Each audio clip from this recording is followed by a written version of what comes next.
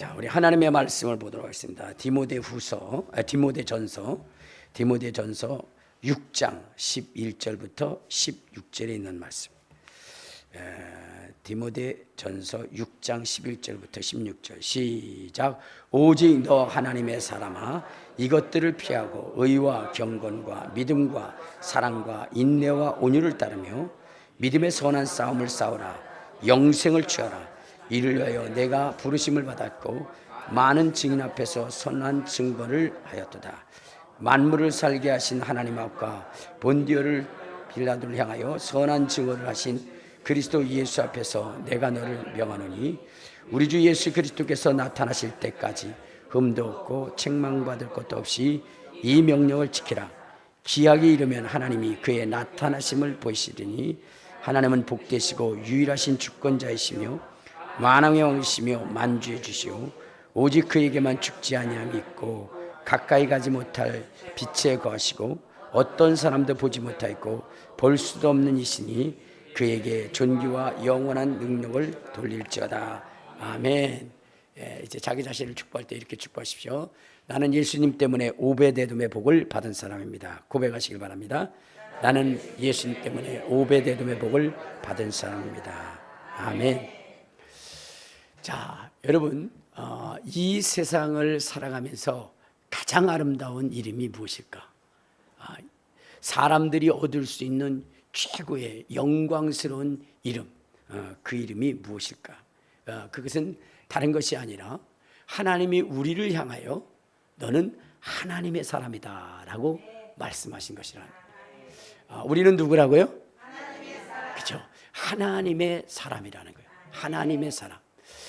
여러분, 우리가 누구의 사람이냐에 따라서 그의 신분과 지위, 그 명성이 달라지겠죠.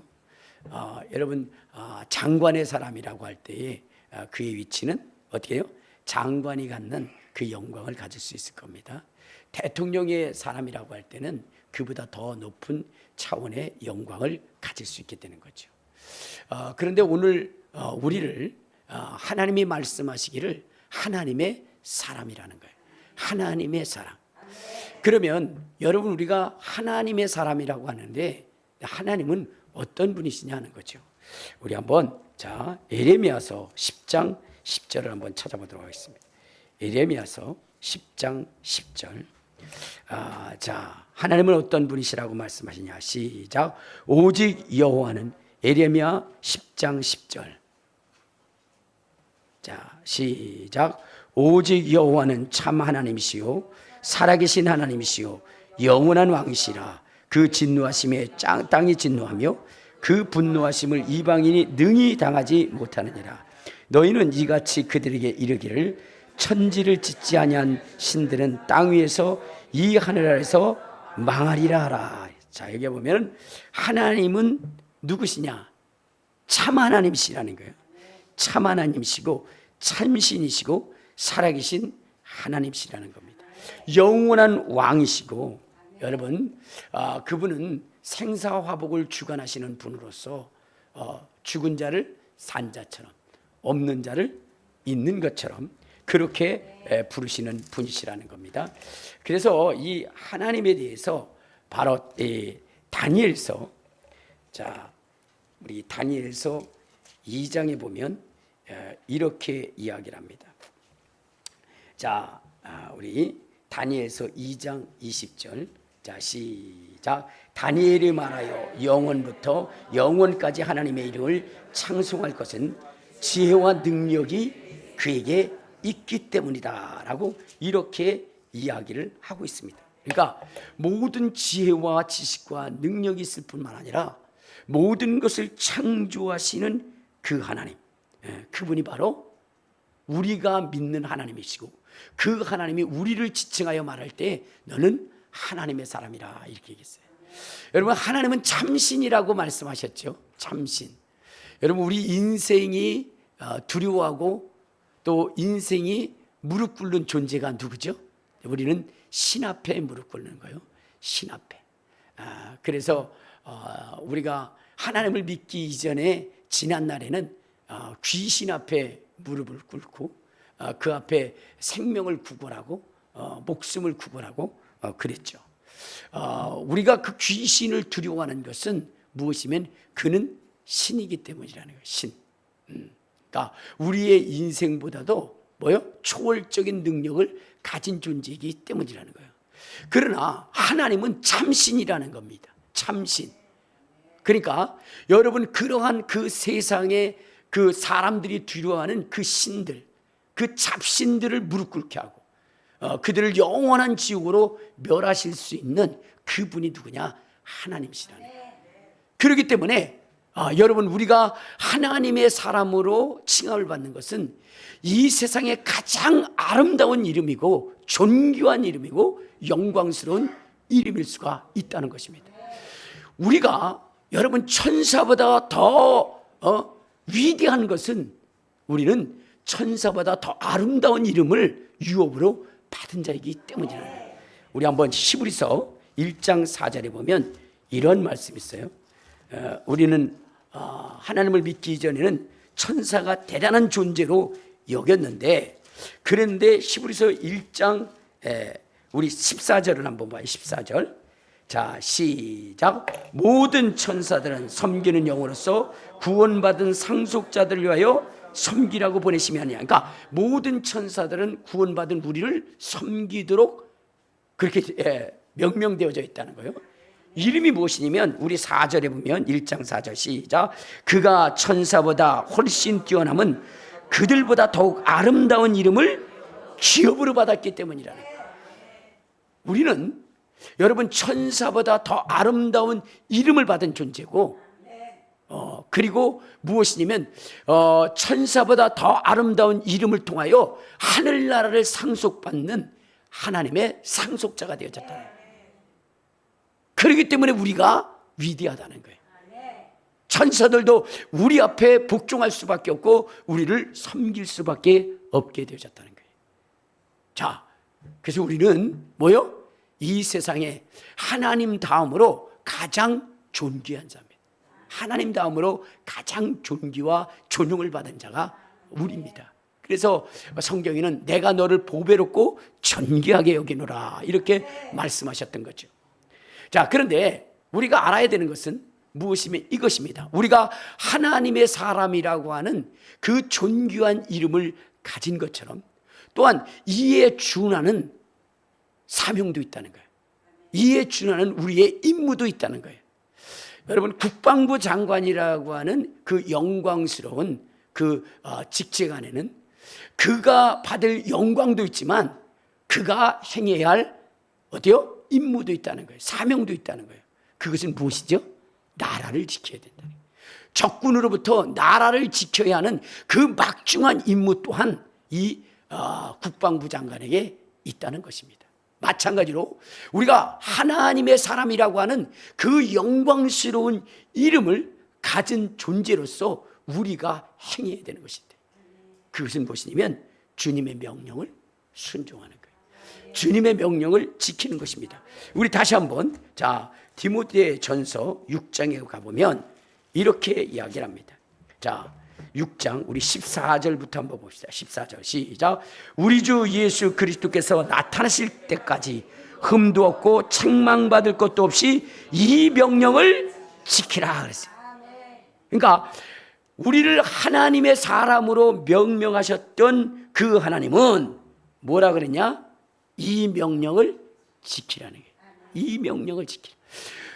주님이 다시 오실 그때까지 이 명령을 흠도 책망받을 것도 없이 지키라는 거예요. 근데 이 지켜야 할 이 일이 얼마나 엄중한지 이렇게 얘기를 합니다. 우리 13절을 봐요. 자, 시작. 만물을 살게 하신 하나님 앞과 본디오 빌라도를 향하여 선한 증언을 하신 그리스도 예수 앞에서 내가 너를 명하노니 라고 했어요. 우리가 이 명령을 지켜야 하는 그러한 그 이유는 여러분, 만물을 살게 하신 하나님 앞과 본디오 빌라도를 향하여 선한 증거를 하신 그리스도 예수 앞에서 내가 너에게 명하노니 라고 했으니까, 여러분, 이것이 얼마나 막중한 것인지 우리가 이것을 철저히 지켜야 될 그 이유가 바로 여기 있다는 것입니다. 여기 있다는 거예요. 그래서 오늘 우리가 이 명령을 지켜야 되는데 그것이 무엇인지를 알고 우리는 철저하게 이것을 지켜 나가야 된다는 것입니다. 자, 근데 여기에 보면 이렇게 얘기했어요. 오직 너 하나님의 사람아 이것을 피하고 라고 있어요. 그러니까 하나님의 사람으로서 피할 것이 있다는 거예요. 피해야 할 것. 우리는 이제 철저한 명령을 통해서 순종하여 나가야 되는데 하나님의 사람으로 피할 것이 있다는 거예요. 그것을 철저하게 피하는 그런 사람이 되어야 된다는 거예요. 그러면 여러분 우리가 피해야 될 것이 무엇이냐? 우리 17절에 보면 이런 말씀이 있어요. 17절 시작. 내가 이 시대에서 부한 자들을 명하여 마음을 높이지 말고 정함이 없는 재물에 소망을 두지 말고 오직 우리에게 모든 것을 후히 주사 누리게 하시는 하나님께 두며라고 있어요. 그러니까 여러분 우리의 마음을 정함이 없는 재물에 소망을 두지 말라는 거예요. 그러니까 내 것이 아닌 일에 욕심을 두지 말라는 거예요. 욕심을 두지 말라는 거예요. 우리는 오직 내 마음을 두되 어디에 두느냐? 하나님이 허락하신 일에 마음을 두어야 된다는 거예요. 거기에 소망을 두어야 된다는 거예요. 여러분 이 얘기가 왜 중요하냐면 여러분 우리의 인생들에게는요 하나님의 주신 분복이 있습니다. 하나님이 우리의 인생을 지으시고 그리고 나서 하나님이 우리에게 주신 분복이 있습니다. 여러분 요즘 젊은이들은 결혼을 하지도 않고 또 자식을 낳지도 않아요. 이유가 무엇이냐면 너무나 세상이 힘들고 나를 통하여 나온 후손이 고생을 할까 봐 먹을 것이 없을까 봐 그렇게 뭐냐면 자식도 안 낳고 결혼도 안 한다는 이러한 해괴한 소리를 하고 있어요. 여러분 하나님이 우리를 지으실 때 어떻게 됐어요? 남자와 여자를 지으시고 한 몸을 이루게 하시고 자손을 번성하도록 그렇게 하나님이 명령하신 겁니다. 여러분 먹을 것, 그들이 먹을 것, 입을 것에 대한 여러분들 염려는 여러분들이 해서는 안 되는 거예요. 다 누가 하시는 거죠? 하나님이 하시는 거예요. 우리의 부모님들은 어떻게 해요? 능력도 없고 어떻게 해요? 쥐뿔도 없으면서 자식들을 방에다 가득 채워주셨어요. 그 왜 그렇게 많이 낳느냐? 그 애들이 이 다음에 뭘 먹고 살 거냐? 그러면 우리 부모님들은 이렇게 얘기했어요. 지 먹을 것은 가지고 태어난다. 여러분 이 세상에 존재하는 모든 자들은 자기의 먹을 것을 가지고 태어난다는 거예요. 하나님이 그들의 먹고 입을 것을 어떻게 하신다? 준비해 주신다는 거예요. 준비해요. 우리가 자식을 낳을 때에 자식이 태어나서 살아갈 그러한 모든 것을 부모가 준비하듯 하나님은 뭐요? 그들에게 복을 주신 거예요.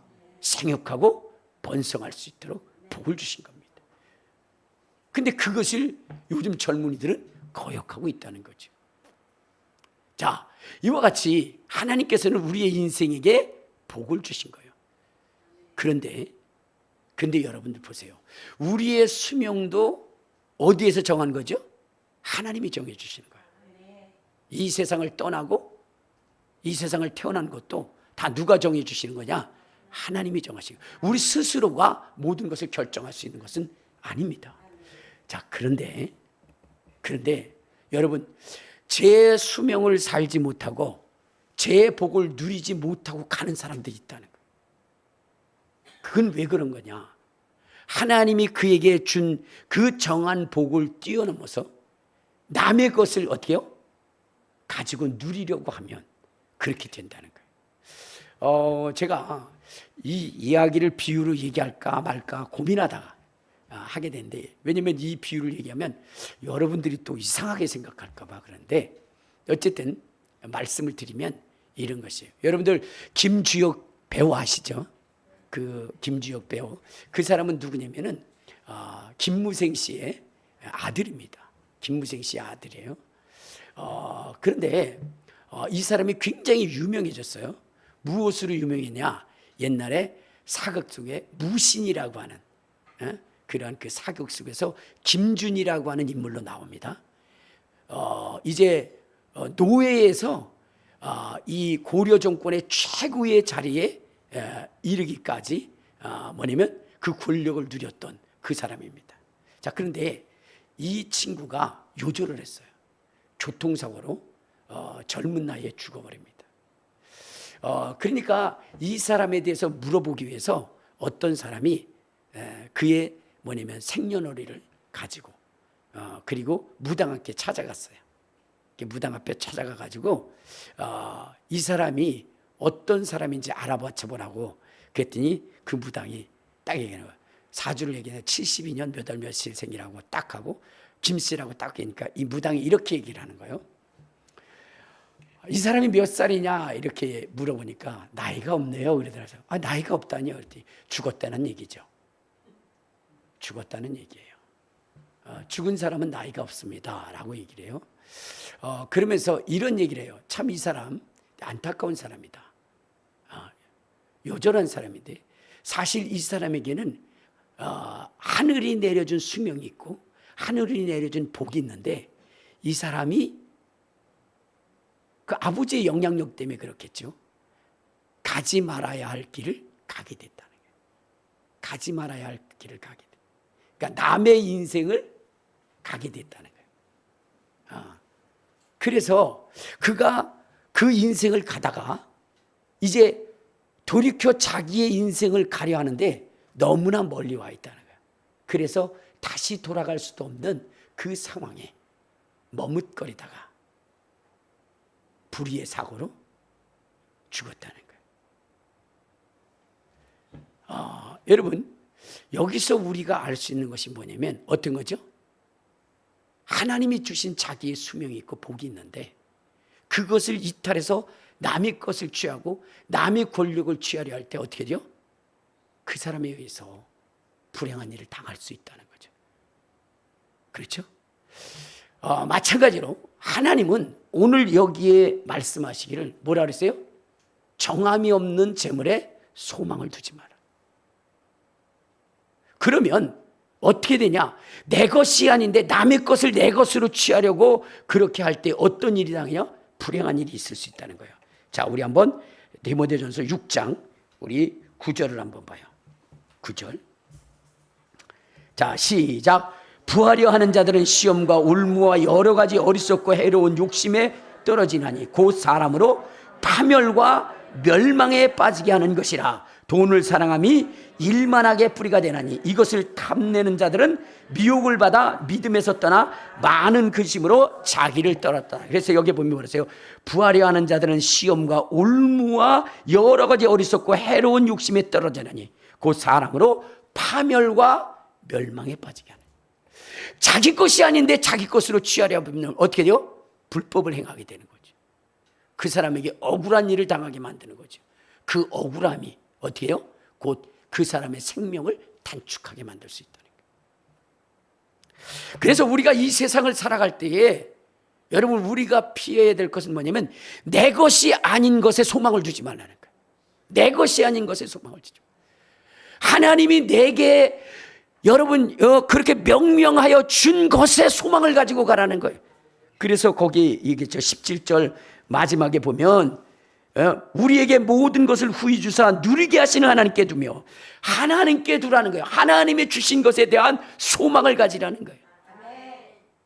그것은 우리를 하여 복되게 하고 아름답게 하고 거룩하게 하는 것이죠.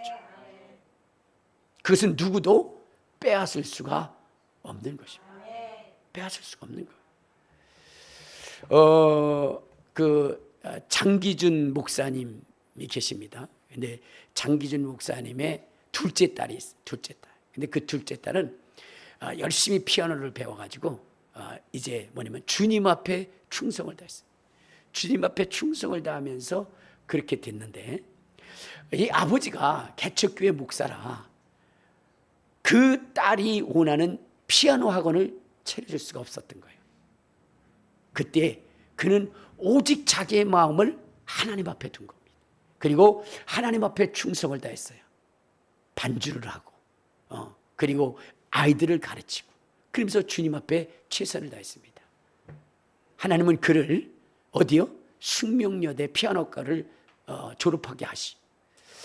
그리고 나서 그가 정말로 피아노 학원을 차리고 싶었는데, 그런데 어떻게 됐어요? 아버지가 돈이 없는 거예요. 그래도 그는 실망하지 않고 강남에 있는 아주 유명한 그런 학원에 들어가서 취직을 하게 됩니다. 근데 그 학원에 여러분 피아노 교사가 몇 명이냐? 20명이에요. 20명. 한 선생님당 32명에서 35명을 가르칩니다. 자, 그런데 여러분 그렇게 아이들이 오는 것은 그 선생님의 역량에 따라서 오는 거거든요. 근데 베테랑들이 가르치다 보니까 30여 명의 숫자들이 차는 거예요. 근데 한계가 35명까지였다는 거예요. 근데 이 친구가 들어가자마자 2년 만에 42명을 찍은 거예요. 그러니까 거기 있는 모든 사람들이 놀랐고 원장은 그에 대한 애착이 있었대요. 그러면서 너희들 봐라. 너희들이 그렇게 했는데 갓 들어온 이 사람 봐도 못하냐 하면서 막 그들을 질책하고 책망하는 기준이 이 장기준 목사님의 둘째 딸이었다는 거예요. 자, 그런데 이러한 상황 속에서 뭐냐면 이 원장님이 강동구에 아주 큰 또 피아노 학원을 내려고 준비를 하고 있으면서 이 딸에게 뭐라고 했냐면 네가 가서 거기 부원장으로서 네가 그것을 총괄해라. 이렇게 얘기를 한 거예요. 그런데 이 따님은 단칼에 거부를 하죠. 그리고 그는 저 의정부라는 아버지가 계신 그 교회 녹양동이라는 거기에 피아노 학원을 내기를 원했어요. 근데 어떻게 됐습니까? 돈이 없잖아요. 그렇지만 실망하지 않고 열심히 주의 일에 봉사했습니다. 근데 어느 날 어느 권사님이 찾아오셨어요. 찾아오셔가지고 이렇게 얘기하는 겁니다. 목사님, 제가 정말로 하나님 앞에 물질적으로 봉사하고 싶습니다. 그런데 오늘 제가 드리는 이 물질은 교회의 재정으로도 써서도 안 되고 목사님의 어떤 목회 사역에 위해서 써서도 안 됩니다. 이것은 목사님의 둘째 딸을 위해서 써주십시오. 하나님이 그렇게 말씀하셨다. 그러면서 5천만 원을 가져온 거예요. 5천만 원. 놀라지도 않아요. 5만 원도 주지 않는 분들이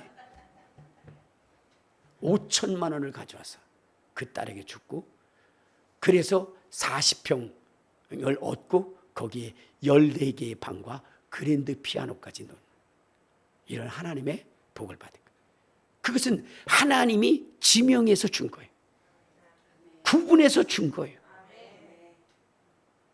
여러분, 하나님이 주시는 복을 누릴 수 있는 사람이 돼야 돼요. 내 욕망과 욕심으로 그것을 취하다 보면 어떻게 부작용이 일어나는 거예요. 그리고 그것은 자기를 파멸로 이끌 수 있는 그 길이 된다는 거예요.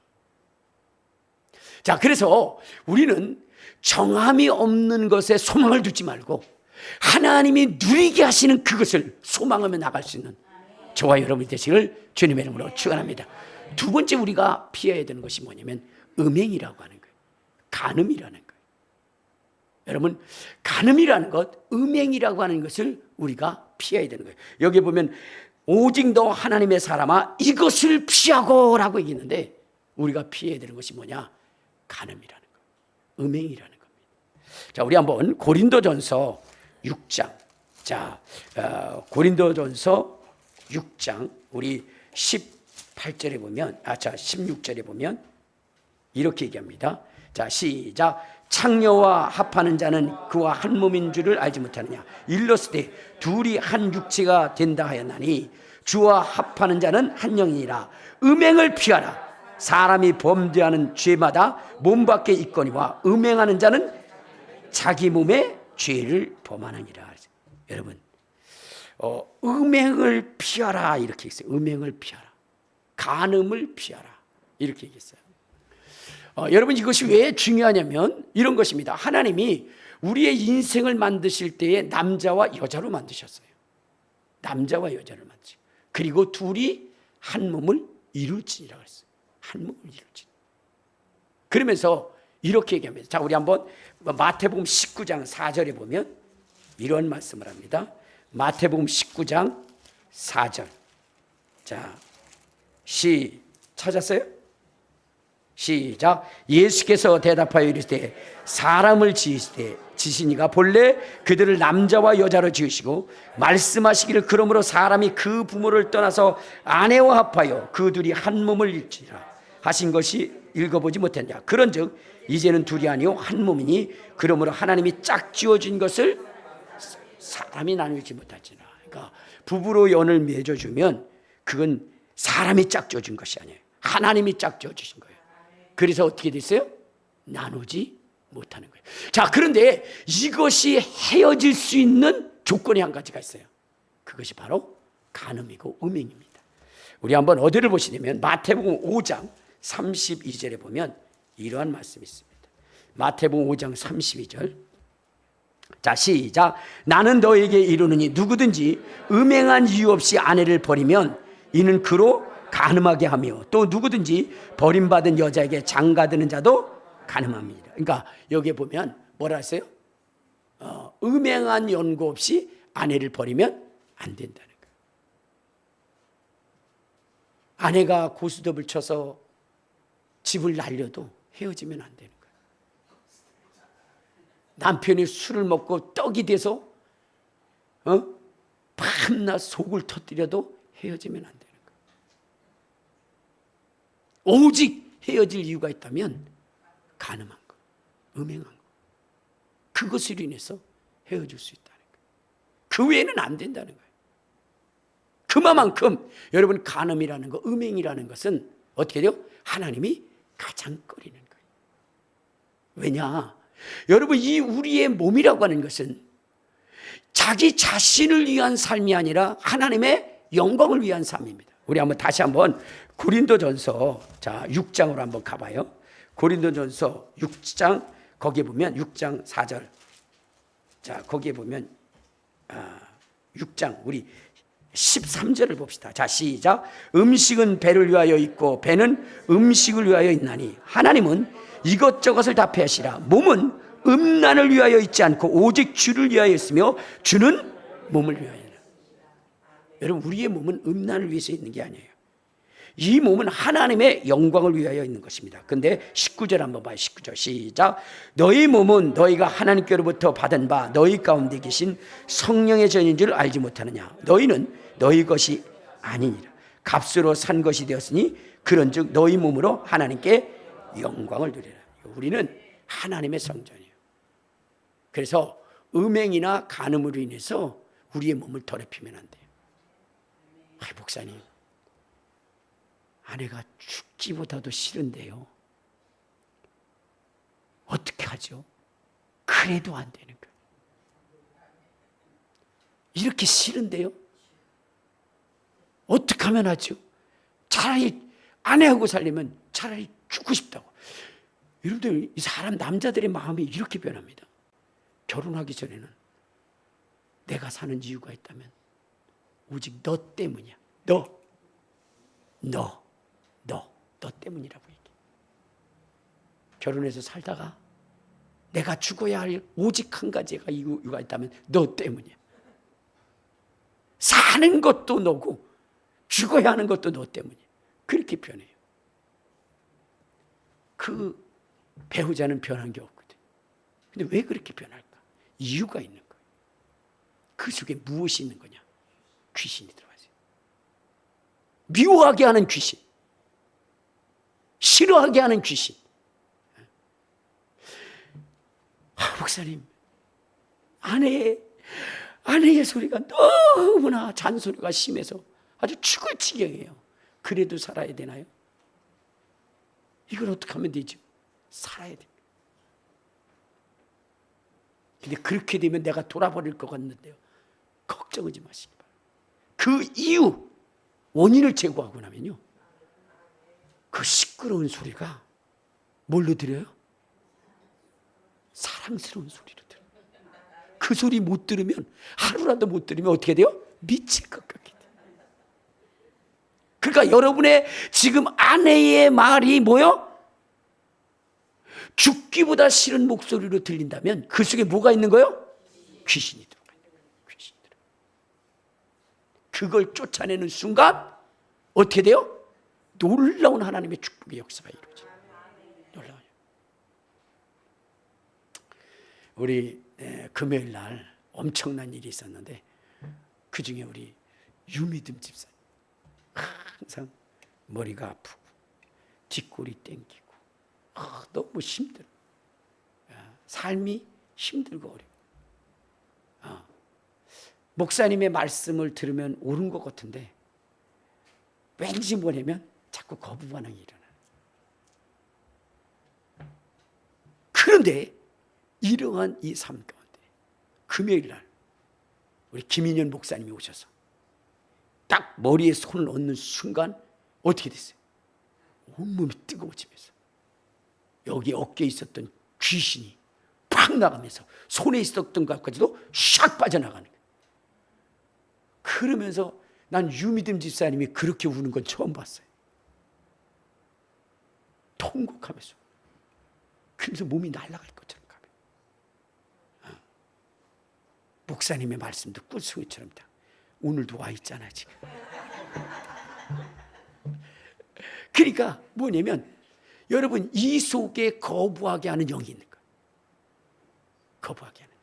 그 영이 제거되면 달라지는 거예요. 저는 우리 집사람의 얘기가 너무 꿀송이. 아마 우리 장전사님이 그랬을 거예요. 뭐냐면 우리 목사님 그러면서 했을 거예요. 왜냐면 그때 우리 집사람이 우리 김남순 그 집사님을 모시고 저 전주에 가는데 우리 장전사님하고 둘이 저는 출발할 때마다 계속 전했어요. 10분 있다 또 전하고 15분 있다 또 전화하고 우리 주원이 아빠는 안 했죠? 저는 수시로 했어요. 오는데도 지금 어디쯤이야? 어디 뭐 신갈이야? 지금 어디쯤이야? 광명이야? 지금 어디쯤이야? 부천이야? 지금 어디쯤이야? 서구청이야? 뭐 계속 목소리 안 들으면 이상해지는 것 같아. 귀신이 떠나가면 떠나갈수록 왜 이렇게 아내의 목소리가 듣고 싶은지. 여러분 속에서 아내가 내 삶의 불행의 모든 것의 근원이라고 생각하면 그 속에 누가 있는 거예요? 귀신이 있는 거예요. 그런데 아내의 목소리가 뼈 중에 뼈요 살 중에 살이요 정말로 그 목소리가 아름답게 기쁘면 어떻게 돼요? 그건 영이 더러운 영이 떠나간 거예요. 여러분 장기준 목사님이 있는데 그 장기준 목사님이 간증을 하시는 거예요. 뭐라고 간증하시면 이렇게 얘기하는 거예요. 자기는 지금 아내의 그 성격과 그 모습이라면 결혼도 안 했다는 거예요. 왜? 이분은 완전히 자기 주장대로 직진을 하면 2박 3일 동안 직진한다는 거예요. 뭐 다른 거 그냥 직진이라는 게 그냥. 그러니까 너무너무 힘드는 거예요. 그래갖고 하나님 앞에 통곡하면서 기도했대요. 하나님 저런 여자를 나한테 줘가지고 내 목회를 이렇게 힘들게 한다. 왜냐면 그 사모님이 얘기하더라고요. 우리 목사님의 모든 목회의 방해자 제 1순위는 나였다고. 왜? 뭐 권사님들이나 집사님들이 실수할 수도 있잖아. 근데 그런 것들을 즉석에서 관사님 돼서 그렇게 하면 되겠다! 그러면서 막 아주 있는 대로 좀. 그러니까 사모님만 나타나면 다 도망가는 거야. 화장실로 들어가고 부엌으로 들어가고 다 도망가는 거야. 다 도망가는 거야. 워낙 뭐냐면 꼴통짓을 하시니까. 그러니까 목사님의 가슴이 다 타. 그리고 나서는 여러분 지가 다 쫓아내고 나서는 교회가 부흥 안 되면 그런다는 거예요. 목사님이 졌다고 해가지고 부흥도 못 시키고 그러면서 목사님은 독선적이고 자기중심적이고 자기만 아는 사람이야 그러면서 막 대든다는 거예요. 그러니까 목사님이 어이구 저 인간 그러면서 하나님 앞에 기도해요. 하나님 어찌하여 저런 사람을 내게 주었냐고 그렇게 하나님 앞에 울부짖었다는 거예요. 자기의 인생의 최대 실수는 사모님을 만나. 그런데요, 어느 날 그 사모님 속에서 귀신이 떠나가. 그런 다음에 이 목사님이 가장 소중히 여기시는 분이 누구냐? 사모님의 사모. 왜? 교회에 문제가 있다면 그 문제를 놓고 밤을 새며 기도하면서 그 문제를 해결하는. 목사님의 거의 목회의 7, 80%는 사모님이 기도하면서, 그리고 성도들을 어루만지면서. 그러니까 이 목사님이 지금에 와서 하나님 감사합니다, 이런 여자를 주셔서 감사합니다. 여러분, 악한 영이 내 들어오게 오면 여러분 가장 보배로운 존재가 뭐로 보이는 거예요? 원수처럼 보이는 거예요. 그런데 그것이 떠나가고 성령이 들어오면 하나님은 실수하신 분이 아니거든요. 가장 잘 어울리는 짝이기 때문에 만져준 거예요. 그런데 그것을 가장 불행한 짝으로 만드는 것이 바로 귀신입니다. 그러니까 여러분들 어떻게 돼요? 아내가 뵈기 싫을 때 여러분 어떻게 돼요? 아, 내 속에 이것이 있구나. 정말로 최악의 만남이라고 생각할 때, 아니야, 하나님이 최고의 만남을 줬는데 이것을 최악으로 만드는 악한 영이 있어. 그것을 쫓아내야 돼 라고 할 수 있어야 돼. 그래서 그것을 쫓아내야 돼. 그리고 오직 아내 사랑하는 일에, 남편 존중하는 일에 여러분 힘써야 되는 겁니다. 성경은 우리에게 이것을 피하고 이것을 취하라 했는데, 소망이 없는 재물에, 정함이 없는 재물에 소망 두지 말라. 그걸 피하라 이렇게 얘기했고, 또 하나는 뭐요? 간음, 음행을 피하라. 만약에 이전에 그런 일이 있었다면 이제 회개하시고 어떻게 돼요? 제대로 된 신앙생활을 가질 수 있도록, 제대로 된 믿음과 생활을 할 수 있도록 회개하시고 아내를 사랑할 수 있는 저와 여러분이 되시기를 바랍니다. 그리고 남편을 존중할 수 있는 그런 아내가 되시기를 주님의 이름으로 축원합니다. 우리 남편은 왜 내 인생에 나타나서 내 인생을 이렇게 망쳤는가 생각하지 마시길 바랍니다. 여러분, 그 남편 아니면 여러분 결혼할 수 있었을 것 같아요? 못해요. 저도 마찬가지. 저도. 그래서 항상 우리 집사람이 저를 쫓아다니면서 잔소리를 합니다. 그래도 주여 감사합니다. 이 세상의 남자는 세 여자의 말을 들으라 그랬는데, 첫째는 어려서는 어머니의 말씀, 이제 장성하여 결혼한다면 아내의 말이요, 길을 갈 때는 내비 계신 여자의 말을 들으라 이렇게 얘기했던 거죠. 늘 아내의 말에 순종하려고 합니다. 할렐루야. 하나님이 주신 가장 아름다운 짝을 내버리고 간음하는 이러한 일이 없도록 하시기를 주님의 이름으로 축원합니다. 자, 그 다음에 우리가 취해야 할 것이 있어요. 선한 싸움을 싸워라. 선한 싸움을 싸우고 영생을 취하라는 거예요. 피할 것을 말씀하시고 취할 것을 말씀하셨어요. 그건 뭐냐면 선한 싸움이라는 거예요. 그래서 영생을 얻으라는 거예요. 영생을 취하라는 거예요. 그런데 이 영생이라고 하는 것은 침노하는데, 싸우는데 얻어지는 것이거든요. 자, 그러면 여러분, 이 선한 싸움에 승리를 할 수 있는 비결이 뭐냐? 믿음을 지키는 거예요. 믿음을 지키는 것이 중요한 거예요.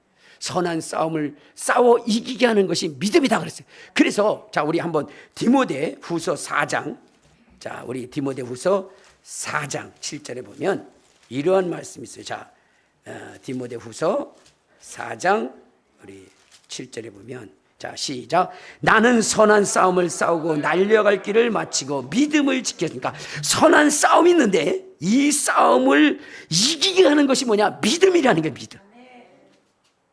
알겠습니까? 여러분, 우리는 반드시 싸움이 있는 거예요. 우리의 싸움이 있는 거예요.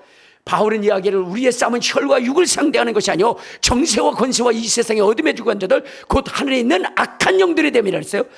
여러분, 우리가 싸워야 할 그 싸움이 있는데 그 싸움은 뭐냐? 마귀 사탄과의 싸움이라는 거예요. 그런데 이 싸움의 승리의 비결은 믿음이라는 거예요. 믿음. 알겠습니까? 그래서 여러분, 요한계시록에 보면 싸워서 이기는 자들, 교회들에게 말씀하셨는데 이기는 자들이 영생을 얻는다고 그랬죠. 만나를 먹는다 그랬죠. 하늘의 영광을 누린다고 그랬죠. 그래서 우리는 이 싸움에서 이겨야 되는 거예요. 자, 이기려면 무엇으로 이긴다고요? 믿음으로. 여기에 보면은 나는 선한 싸움을 싸우고 나의 달려갈 길을 마치고 믿음을 지켰다. 그러니까 믿음을 통해서 선한 싸움을 이길 수 있게 한다는 거예요. 자, 그러면 여러분, 이 믿음이라고 하는 것이 무엇이냐는 거예요. 믿음이라고 하는 거예요. 여러분, 믿음이 있는 사람이 믿음 없는 사람이요? 그렇게 이렇게 중얼대기만 하십니다. 비도 오는데 천여보 끝에 누가 있는 것 같아요. 자, 믿음을 지키라 그랬죠. 그럼 자, 여러분, 믿음 없는 사람, 믿음 없는 사람은 무엇이고 믿음 있는 사람은 누굴까요? 믿음 없는 사람. 여러분, 믿는 사람들에게는요 표적이 있어요. 자, 우리 한번 봅시다. 마가복음 16장 17절에 보면 이런 말씀이 있어요. 자, 마가복음 16장 17절 시작. 믿는 자들에게는 이러한 표적이 따르니 곧 그들이 내 이름으로 귀신을 쫓아내며 새 방언을 말하며 뱀을 집어올리며 무슨 독을 마실지라도 해를 받지 않으며 병든 사람에게 손을 얹어 나으리라. 아, 믿음 있는 사람의 표적은 주님의 이름으로 귀신 쫓아낸다. 주님의 이름으로 방언을 말한다는 거예요. 주님의 이름으로 손을 얹으면 병을 고친다는 거예요. 이게 믿음 있는 사람의 특징이라는 거예요. 믿음 있는 사람. 그 믿음 없는 사람은 뭐예요? 이것을 아무것도 할 수 없는 사람이죠. 여러분, 우리가 믿음이 있는지 없는지, 왜 귀신을 쫓아내야 되냐면요, 내가 믿음이 있는지 없는지를 가장 잘 알려주는 존재가 누구냐면 귀신이에요. 귀신. 자, 우리 한번 어디를 보시냐면요, 사도행전 16장. 자, 사도행전 16장 16절에 보면 이렇게 말씀하셨어요. 자, 사도행전 16장 우리 16절부터 읽어요. 자, 시작. 우리가 기도하는 곳에 다니다가 점치는 귀신 들린 여종 하나를 만나니 점으로 그 주인에게 큰 이익을 주는 자라. 그가 바울과 우리를 따라와 소리질러 이르되 이 사람은 지극히 높은 하나님의 종으로서 구원의 길을 너에게 전한 자라 하며 이같이 여러 날을 하는지라. 바울이 심히 괴로워하여 돌이켜 그 귀신에게 이르되 예수 그리스도의 이름으로 내가 내게 명하느니 그 사람에서 나오라 하니 귀신이 즉시 나오더라. 여러분, 이 성경의 말씀을 잘 들으셔야 돼요. 바울이 귀신 들린 여종에게 귀신 나와! 그랬더니 귀신이 나오더라는 거예요. 자, 그런데 자, 19장을 한번 보면, 자, 19장 12절을 한번 봐요. 19장 12절 시작. 심지어 사람들이 바울의 몸에서 순수건이나 앞치마를 가져다가 병든 사람에게 얹으면 그 병이 떠나가고 악귀도 떠나가고. 그러니까 바울이 얼마나 믿음이 되지 않았는지, 여러분, 그의 옷이나 앞치마나 수건을 갖다가 악귀 들린 사람한테 던지면 귀신이 쫓겨나간다는 거예요. 자, 그런데 이것을 보고 누구냐면 스게야의 그 아들들이 이것을 해보려고 그랬어요.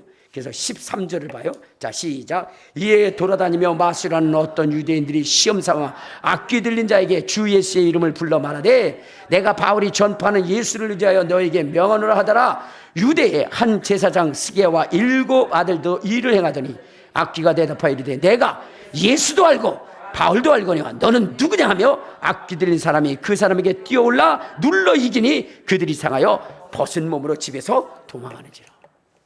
그러니까 여러분, 바울이 할 때는 손수건만 봐도 귀신이 도망가는데, 여러분, 스게야 제사장의 7 아들은 바울이 전하고 그 믿음으로 준 예수의 이름으로 귀신을 명하니까 귀신이 떠나갔어요? 안 떠나갔어요?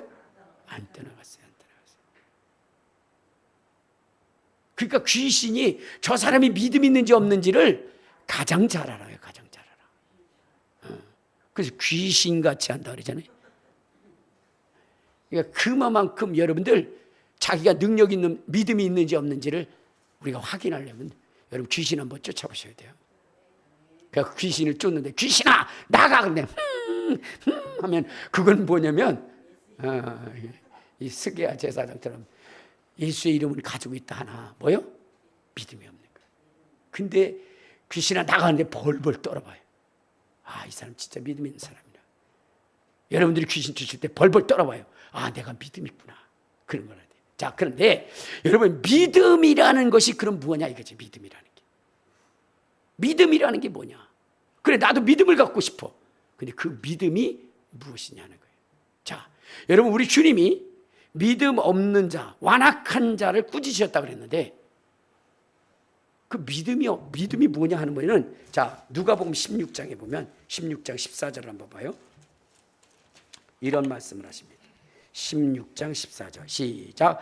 그 후에 마가복음 16장 14절 자 시작. 그 후에 11제자가 음식 먹을 때 마가복음 16장 14절 시작. 그 후에 11제자가 음식 먹을 때 예수께서 그들에게 나타나서 그들의 믿음 없는 것과 마음에 완악한 것을 꾸짖으시니 이는 자기가 살아난 것을 본 자들의 말을 믿지 아니하느라. 자, 여기에 보면은 여러분 믿는 자들에게 이런 표적이 따르리니 라고 하면서 귀신 쫓겨나가고 그 다음에 방언받고 그 다음에 또 뭐요? 손을 얹은 즉 낫는 역사가 누구에게 나타나냐? 믿음 있는 자들에게인데 믿음이라는 것은 무엇이냐? 예수님의 죽음과 부활을 인정하는 자들. 예수님의 죽음과 부활을 인정하는 자들을 하나님은 뭐라 그래요? 믿음 있는 자다 이렇게 얘기하는 믿음 있는 자. 믿음 있는 자. 여러분 주의 제자들이 처음에 주님의 죽음과 부활을 믿었어요? 안 믿었어요? 예수님께서 내가 죽고 부활하리라 그랬더니 베드로가 예수님 왜 죽어요? 죽으면 끝나는데 왜 죽어요? 하면서 막았을 때 그걸 뭐라고 했어요? 사단아 내 뒤로 물러가라 그랬어요. 사단아 내 뒤로 물러가라. 오늘 주님이 죽고 부활하셨는데도 그 전하는 자의 말을 믿지 않으니까 뭐라 하세요? 마음이 완악한 자고 믿음이 없는 자다 이렇게 얘기를 했어요. 자, 그런데 이들이 오순절 마가의 다락방에서 그러니까 부활하신 주님을 만나고 오순절 마가의 다락방에서 성령을 받은 다음에 그들은 예수의 부활을 확실히 믿었어요. 그래서 이제 그들은 무엇을 증언해야 예수님이 십자가에 못 박고 죽으시고 사흘 만에 부활하셨다 이것을 강력하게 증거했던 것입니다. 그랬더니 귀신이 소리치며 떠나간 거예요. 귀신이. 주의 제자들이 가는 곳마다 귀신이 떠나가고 질병이 치료된 이유는 뭐냐? 주의 제자들이 주의 사도들이 예수의 부활을 믿었고 그것을 전했기 때문이라는 거예요. 그런데 여러분 아까 스게야 제사장의 아들들이 왜 못 쫓아냈다고요? 우리 한번 사도행전 4장을 봐요. 사도행전 4장 1절 사도행전 4장 1절 시작. 사도들이 백성에게 말할 때에 제사장과 성전 맡은 자와 사두개인들이 이르러 예수 안에 죽은 자의 부활이 있다고 백성 가르침을 전함을 싫어하여. 그러니까 여러분 사두개인 제사장 바리새인들은 뭘 싫어하느냐? 뭘 싫어해요? 예수의 부활을 싫어해요. 그러니까 그들에게 주의 능력이 나타나지 않는 거예요. 그러나 주의 제자들은 뭐라고 얘기를 해요? 주의 제자들은 오직 예수 그리스도의 부활을 증언한다. 부활을. 자, 우리 한번 3장 사도행전 3장 자 3장 15절 시작. 생명의 주를 죽였도다. 그러나 하나님이 죽은 자 가운데서 그리스도를 살리셨으니 우리가 이 일의 증인이다. 주의 제자들은 예수가 죽었다가 부활하신 이 일의 증인이 되는 거예요. 증인이. 여러분 이것은 사망을 이긴 능력이거든요. 그러니까 사망의 주관자인 사단이 귀신이 어떻게 되는 거예요? 그 앞에 물러갈 수밖에 없는 거예요. 그러니까 우리가 이제 싸워야 할 싸움은 뭐냐? 악한 마귀 사단. 사망의 권세자들. 사망의 권세자들을 생명의 주인이신 부활의 주님이신 주님의 이름으로 대적해서 그 존재들을 뽑아내야 되는 거예요. 쫓겨내야 되는 거예요. 그래서 여러분 우리는 선한 싸움을 싸워 승리하여 하나님의 영광의 보좌에 함께 앉을 수 있는 영광스러운 존재가 되어야 되는 것입니다. 오늘 여러분은 하나님의 사람이라고 그랬어요. 하나님의 사람으로서 피할 것이 있고 취할 것이 있는 거예요. 피할 것이 있고 취할 것이 있는 거예요. 반드시 여러분들 성경에 기록된 대로 피할 것은 피하시고 취할 것은 취하는 저와 여러분 되시기를 주님의 이름으로 축원합니다.